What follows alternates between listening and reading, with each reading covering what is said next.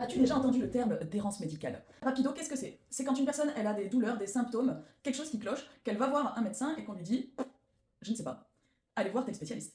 Et là commence en fait un petit peu l'engrenage infernal, c'est-à-dire que vous allez aller de spécialiste en spécialiste, on va vous donner soit des diagnostics qui sont pas bons, qui sont erronés ou incomplets, soit tout simplement vous dire que ça n'existe pas, que c'est dans votre tête. Voilà, un régal. Alors oui, le psychosomatique existe très clairement. Pour moi, dissocier le corps et l'esprit en 2026 est une hérésie, puisque les sciences et les neurosciences ont parfaitement prouvé que nous sommes une seule et même entité. En fait, le corps et l'esprit ne sont pas dissociables. Et là, à ce moment-là, commence la grosse galère. Pourquoi? Parce que soit la personne va se dire ok, on va jamais trouver la solution à mon problème, et donc le désespoir s'installe.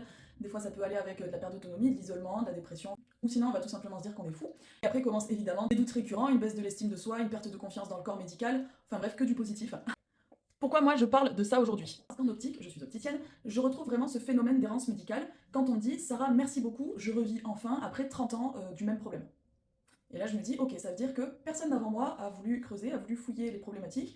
Moi quand j'entends, non mais en fait cette personne-là juste, elle est super chiante, c'est dans sa tête, Non, on peut pas dire ça.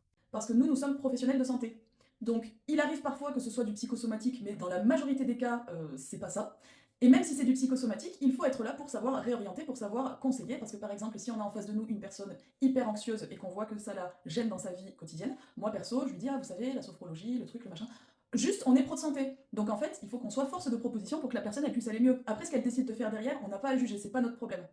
Mais nous, notre job, c'est de savoir donner les informations pour que la personne en face puisse faire les choix qu'elle veut en toute connaissance de cause. Je sais pas ce que vous en pensez, n'hésitez pas à me dire votre expérience en commentaire si vous avez malheureusement ou si vous êtes en train de traverser une période d'errance médicale. Et vous les opticiens et les opticiennes, est-ce que vous essayez de creuser les problématiques des personnes en face de vous?